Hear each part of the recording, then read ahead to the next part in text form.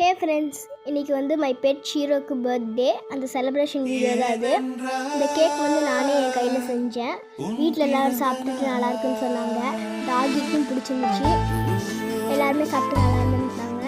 இந்த கேக்கோட ரெசிபி நான் நெக்ஸ்ட் வீடியோவில் போடுறேன். பாய்.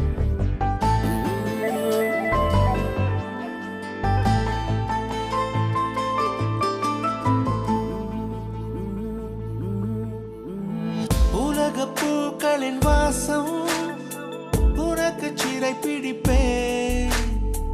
உலர்ந்த மேகத்தை கொண்டு நிலவின் கரை துடைப்பேன்.